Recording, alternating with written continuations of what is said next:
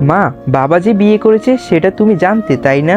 নূরমায়া টেবিলের উপর পানির গ্লাসটা রেখে সিমিত হাসে। ক্যান্সারই তাকেও কাবু করে নিয়েছে ভিতর থেকে। পুরুষ তো সুন্দরের পূজারী, তাই আধাভাঙ্গা শরীরের সুখ কই থেকে পাবে? মেয়েকে কাছে টেনে এনে বসায় নূরমায়া। বিধাতার কাছে চায় মেয়েটার সামনের পরীক্ষা আগ অব্দি তাকে যেন বাঁচিয়ে রাখে। কিন্তু এটাও এখন বিলাসিতার মনে হয়। 3টে মাসও কি খুব বেশি সময় বিধাতা? উত্তর পায় মা নূরমায়া। কাশির সাথেই রক্ত বেরিয়ে আসতে চায়। মেয়ের ঘনকালে চুলেই হাত বুলিয়ে দিতে সে অন্য কথাই বলতে চায়, কিন্তু মেয়ে তো নাছোড়বান্দাই। সে পুনরায় প্রশ্ন করে, মা বাবা তোমার রোগ ধরার পরেই বিয়ে করেছে। বাবার ঘরেও আজ একটা ছেলে জন্মিয়েছে। গলায় পাশ লাগানোর মতোই যন্ত্রণা হয় নূরমায়ার। তবুও মুখে হাসি রেখে বলল, ভালোই তো, তুই তো সবসময় ভাই চাইতি, দেখ পেয়ে গেলি। ভাই চাইতাম কিন্তু তোমার কাছে। তুমি কিছু বলবে না বাবাকে? কি বলবো বল? এত টাকা দিয়ে চিকিৎসা করিয়ে আমাকে বাঁচিয়ে রেখেছে, তারও তো বংশের প্রদীপ লাগবে। নূরজাহানের মনে পড়ে গেল কিছু ঘটনা। তবে এইটা নিয়ে তখন এত কথা কাটাকাটি হতো সবার সাথে। বাবারও বিয়ের কথা দাদের বাড়ির সবাই জানে। এই জন্যই বুঝি এবারের ঈদ তাদের বাড়িতে যাওয়া হয়নি। ও নতুন বউ গিয়েছিল। শক্ত করেই সে জড়িয়ে ধরে তার মাকে। মা মাথায় হাত বুলিয়ে দিতে দিতেই বলল, কাঁদিস না, শোন, সৎমা ভালো হয় যদি তুই ভালো থাকিস। তুই আমি বেঁচে থাকতে থাকতেই টুকটাক কাজ শিখে নিবি, তারপরেই দেখবি তখন থেকে কিছুই বলবে না। ওরা এই বাড়িতে থাকবে, আমি মরে গেলেও তো থাকবেই। মা তুমি বলো, আমি কি করে তোমাকে বাঁচিয়ে রাখবো? মা আমি সব করব, আমার তুমি ছাড়া আর কেউই নেই। নূরমায়া মেয়েকে বুকে আগলিয়ে নিয়ে দীর্ঘ সময় বসে থাকেন। মেয়েটা কাঁদতে কাঁদতে ঘুমিয়ে পড়েছে। হুট করেই মনে পড়ে গেল সেই দিনের রেকর্ডিংয়ের কথা। যেই মেয়েকে রাজন বিয়ে করেছে সেই মেয়েই পাঠিয়েছিল। তারপরে তাদের বিয়ের ছবিও। আপনার স্ত্রীর ক্যান্সার, আর আপনি আমাকে বিয়ে করতে চাইছেন। আমি কোন নিশ্চিন্তায় বিয়ে করব আপনাকে, যে নিশ্চয়তার পাশে এসে বসেছেন? আমি আপনার স্ত্রীর দাসী হব না। আমি নিশ্চয়ই নার্স নই, নার্স হতেও বলিনি। আপনার এবং আমার বিয়ের কথা গোপন থাকবে। নূরমায়া মারা যাওয়ার পর আমি আপনাকে ঘরে তুলব। সতীনের মেয়ের সংসারটা করা কি আমার খুবই প্রয়োজন? আপনাকে ভালোবাসার এই প্রতিদান আমাকে আপনি দিতে পারলেন? কি চাইছো তুমি? ডিভোর্স দিন ওই মহিলাকে, এমনিতেই মরবে। আপনার কি দায়িত্ব ওকে চিকিৎসা করানো? রেকর্ডিংয়ে তখন নীরবতা। রাজন কি ভাবছে সেই সময় জানে না নূরমায়া। কেবল বুঝেই সে ভীষণভাবে পচে গেছে রাজনের কাছে। সেই দিনই বাড়ি ফেরার পর আর সে আপত্তি করেনি।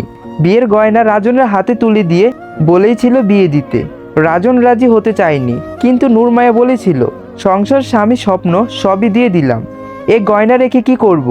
আপনি বরং তাকেই দিন। রাজন খুশি মনে গিয়েছিল বিয়ে করতে। পার হয় 1.5 বছর, অথচ নূরমায়ার মৃত্যু আসে না। নতুন বইয়ের ভীষণ অভিযোগ, সত্যি যদি ক্যান্সার হয় তবে মরে না কেন? এই প্রশ্নের উত্তর রাজনও জানে না। কেবল নতুন বইয়ের ভালোবাসার আবদারে নূরমায়ের চিকিৎসার খরচও কমিয়ে দেয়। এই আশায় যদি পানটা এবার যায়। সন্তান এবং দ্বিতীয় স্ত্রীর সাথে রাজনের একটি ছবি এলো নূরমায়ের ফোনে। টিং করে আসা মেসেজের শব্দেই ফোন হাতে নিল। রাজন ছেলেকে কোলে নিয়ে হাসছে। এক হাতে ছেলে, অন্য হাতে তার স্ত্রীকে জড়িয়ে আছে। স্ত্রীর হাত তার উরুর ওপর রাখা, ঠিক যেন একটা পারফেক্ট পরিবারের ছবি। ছবিটার দিকে তাকিয়ে ছটপট করে উঠে সেই। দেওয়ালও একই ভঙ্গিতে লাগানো একটা ছবি আছে। তার কন্যা নূরজাহানের জন্মের পরই এই ছবিটি তোলা হয়েছিল। নূরজাহানে এই মুহূর্তে বাসায় নেই, তাকে পাশের বাসায় পাঠিয়েছে সে। পাশের বাড়ির ভাবিটাও ভালো মানুষ। ভর্তা খেতে মন চেয়েছিল নূরমায়ার, ভাবি বলেছিল সেই বানিয়ে পাঠাবে। এই সুযোগেই নূরমায়া কল দিল রাজনকে। একটু বাসায় আসতে পারবে? কি বলবে বলো? জানো তো ব্যস্ত আছি। তবে কেনই বিরক্ত করছো? আমার একটু প্রয়োজন ছিল। কি প্রয়োজন মায়া? ওষুধ পুড়িয়ে গেছে। রাজনের গলার স্বর খাদে নামে। দ্বিতীয় স্ত্রীকে লুকিয়ে তবে কথা বলছে তার সাথে।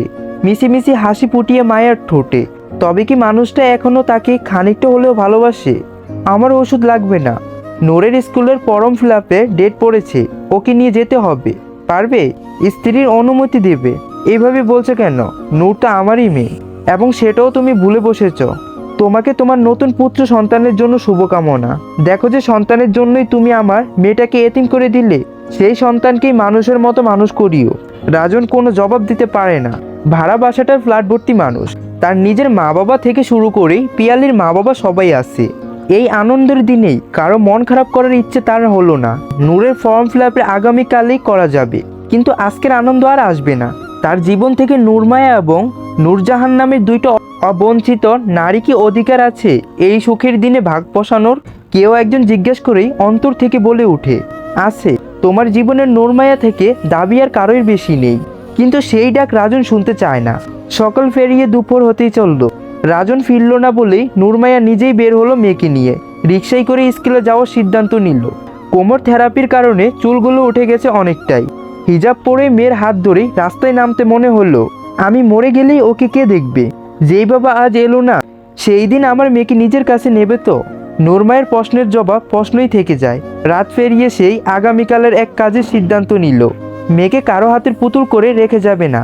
রাজনের নাম্বার কল দিয়ে বলল, আগামীকাল সকাল 10টায় উকিল সহ আমার বাসায় উপস্থিত থাকবেন, না হলে আমার যা যা আছে আমি নিতে বাধ্য হব। নূরমায়ের মেসেজের রাতের ঘুম হারাম হলো রাজনের। পিয়ালি তাকে জিজ্ঞেস করতেই সে এড়িয়ে গেল।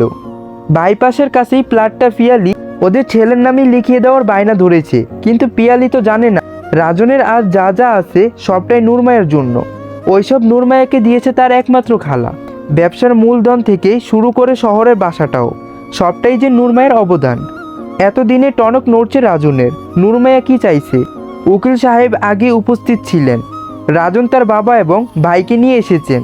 ভেবেছিল মায়ের পক্ষ থেকে অনেকেই থাকবে, কিন্তু কাউকে না দেখেই সে স্বস্তির শ্বাস ফেলল। নূরমায়ের সোজা আবদার, শহরের বাড়িটা তার একমাত্র কন্যার নামেই লিখে দিতে হবে। বিরোধিত করতে চাইলেই রাজন করতে পারল না, বিপরীত করতে চাইলে রাজন করতেই পারে। কিন্তু এতেই বিপরীত হবে জানলো উকিল। কারণ ট্রেড লাইসেন্স থেকে শুরু করে ব্যবসার সকল কিছু মায়ার নামে। তাই যা চাইছে তাই দেওয়া উচিত। রাজন ব্যবসা শুরু করেছিল তখন নূরমায়ের নামে সব কিছু করেছিল, কারণ নারীদের দিয়ে লোন তুলে ইন্টারেস্ট কম হয়। কিন্তু কে জানতো এটাই আজ তাকে ডুবাবে। কিন্তু নূরমায়া থামলো না, তার যা যা ছিল সবটাই মেয়ের নামে নিয়ে নিল। রাজন বেরিয়ে যাওয়ার সময় বলল, তুই তো মরবি, মাঝখান থেকে তোর মেয়েকেও এতিম করলি, আমি কি আর তোর মেয়ের দায়িত্ব নেব? আর যা নিলি রাখতে পারবি তো? তোর লাশ এই ঘরেই গলে পচবে। রাজন এক মুহূর্ত অপেক্ষা করলো না। যেই স্বামীকে এতটাই ভালোবেসেছিল তার এই অবহেলা অসুস্থ শরীর নিতে পারে না। সেই ফ্লোরে শুয়ে কাঁদতে লাগলো। রাজন ফিরে সবটা জানাতেই পিয়ালির মাথায় হাত। কিন্তু বুদ্ধি দিল তার মা। সে রাজন পিয়ালিকে বলল, শোনো বলি, এই দুধের বাচ্চাটাকে নিয়ে ওই মরা রোগীর কোলে দিয়ে বলো এটাও তোমার সন্তান। এখন তুমি ওকে কি দিয়ে যাবে? নিজের কাছে রাখবে কি না আমার জানি না।